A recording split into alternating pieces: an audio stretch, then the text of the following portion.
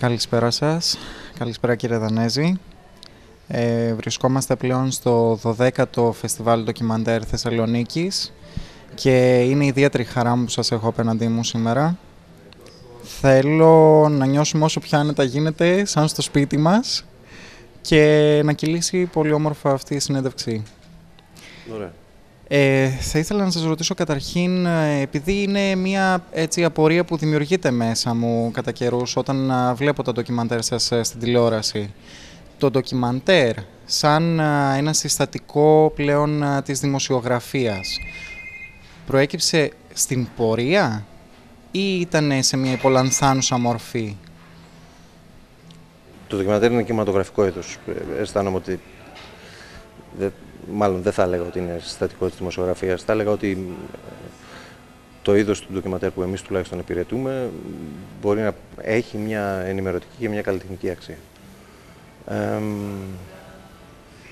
Είχαμε πολλά πράγματα στο μυαλό μας όταν ξεκινήσαμε την εμπόλεμη ζώνη. Νομίζω ότι αν κανείς δει τις δουλειές μας από το 2003 μέχρι σήμερα θα δει και αυτές τις διαφορές να έρχονται χρόνο με το χρόνο και επεισόδιο με επεισόδιο. Και ακόμα και εμείς όταν το βλέπουμε και κάνουμε αυτή τη σύγκριση, συμφωνούμε ότι οι δουλειές μας σήμερα έχουν περισσότερο το ύφος ενός ενημερωτικού ντοκιμαντέρ, που απομακρύνεται, αν θα μπορούσε να πει κανείς, από την κλασική έννοια της δημοσιογραφίας και της κάλυψης ενός γεγονότος. Σε κάποια συνέντευξή σας είχατε αναφέρει πως είναι καλύτερα να ακούς πλέον το καλύτερα αξιόλογος παρά επιτυχημένος.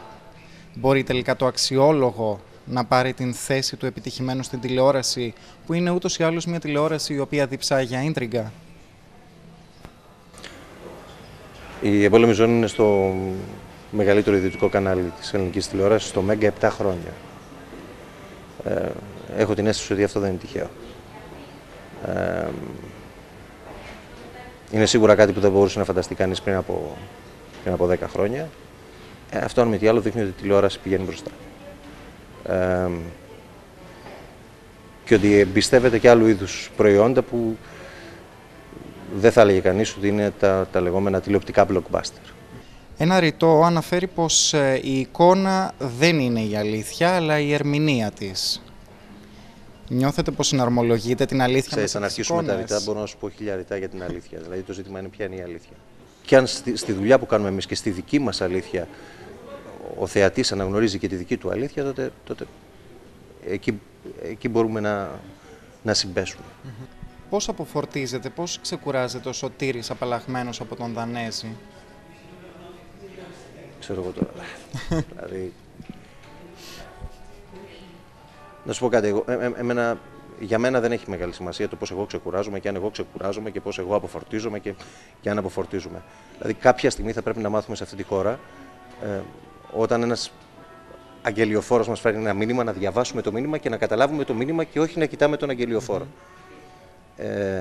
Και κάποια στιγμή η συζήτηση πρέπει να φύγει από το πώς αποφορτιζόμαστε εμείς και να πάει στους ανθρώπους με τους οποίους ασχολούμαστε, στις δικές τους ιστορίες, στη δική τους ζωή, η οποία δεν αποφορτίζεται. Ποτέ. Εμείς θα επισκεφθούμε μια περιοχή όπου μπορεί να αντιμετωπίσουμε μια δύσκολη κατάσταση, αλλά καλώς έκατα των πραγμάτων μέχρι σήμερα φεύγουμε από εκεί και γυρίζουμε στο δυτικό μας κόσμο και στην ευδαιμονία της δυτικής μας ζωής, όπου με τον ένα με τον άλλο τρόπο, ο καθένας με τους δικούς του εσωτερικούς μηχανισμούς αποφορτίζεται. Οι άνθρωποι που αφήνουν πίσω μας δεν αποφορτίζονται ποτέ. Ελλάδα, Αθήνα, Μέγκα. Εάν χτυπούσε τώρα το τηλέφωνο και ήταν από το CNN, θα ετοιμάζαμε βαλίτσες για να φύγουμε?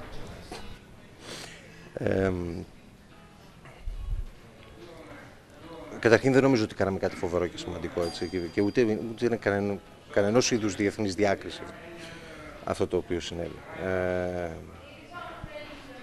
Γυρνάμε ξανά στην κουβέντα που κάναμε πριν. Εμείς κάναμε αυτό που θα έκανε ο καθένας. Δηλαδή, καλέσαμε αυτούς που θα μπορούσαν να βοηθήσουν σε μια πληροφορία που είχαμε. Και αν κάπου πηγαίνουν τα εύσημα, πηγαίνουν στους εθελοντές της Ελληνικής Ομάδας Διάσωσης, οι οποίοι έστω και 10 μέρες μετά το σεισμό είχαν την πίστη ότι μπορούν να έρθουν στην Αιτή και να προσφέρουν και το έκαναν. Αυτοί είναι οι άνθρωποι οι οποίοι έβγαλαν τον Αιτινό από τα συντρίμμια, όχι εμείς. Εμείς το μόνο που κάναμε είναι να μεταφέρουμε την πληροφορία. Ξανά στην ιστορία με τον Αγγελιοφόρο και το μήνυμα. Τώρα, τσεκάρω το τηλέφωνο μου τελευταία, δεν έχει χτυπήσει από το CNN. Και ναι, δεν ξέρω, αλλά έχω την αίσθηση ότι δεν θα χτυπήσει τώρα σύντομα. Ούτε στο άμεσο μέλλον. Και γενικώς θέλω, όταν το τηλέφωνο μου χτυπάει, να είναι φίλοι και άνθρωποι που θέλω να τους ακούσω και να τους μιλήσω. Τρομάζω και μόνο στην ιδέα, δηλαδή να χτυπήσω το τηλέφωνο για το CNN. Για κάτι κακό θα με θέλουν, φαντάζομαι. Μάλιστα. Όχι για καλό. Αιτή του ξάδελφου Ζακά ή αιτή του θαύματος? Αιτή έτος 0. Είναι μια χώρα η οποία σου δίνει την αίσθηση ότι γύρισε στο έτος 0. Σίγουρα μια χώρα που χρειάζεται κάτι περισσότερο από ένα θαύμα για να ορθοποδήσει. Και μια χώρα με ανθρώπους οι οποίοι έχουν πάψει εδώ και πάρα πολλά χρόνια να πιστεύουν στα θαύματα. Αλλά την ίδια ώρα όπως διασώθηκε ο Γουίσμοντ, ο νεαρός αυτός Αιτινός από τα συντρίμμια, και η ελπίδα πρέπει να διασωθεί. Το 12ο Φεστιβάλ Ντοκιμαντέρ Θεσσαλονίκης είναι γεμάτο από ντοκιμαντέρ αφύπνισης. Η δικιά μας ιστορία είναι μια ιστορία για μια ομάδα εθελοντών από τη Θεσσαλονίκη που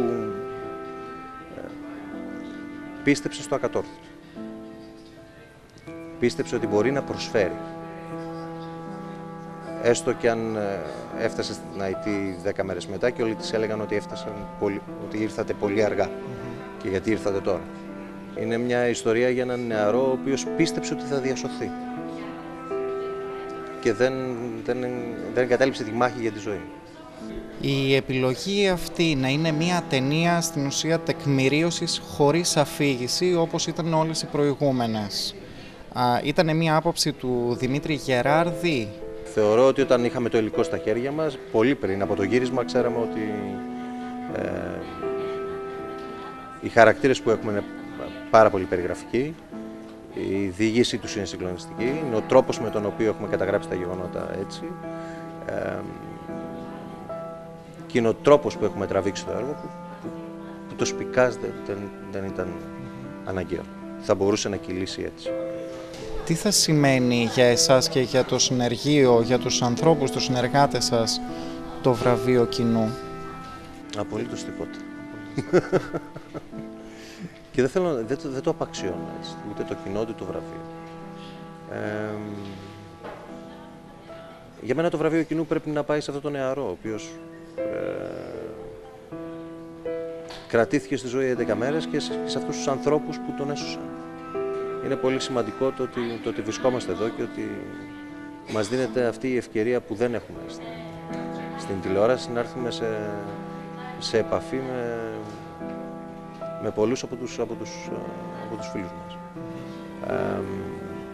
Και να εισπράξουμε και τις αντιδράσεις του κοινού, να έχουμε αυτό το feedback δηλαδή άμεσα.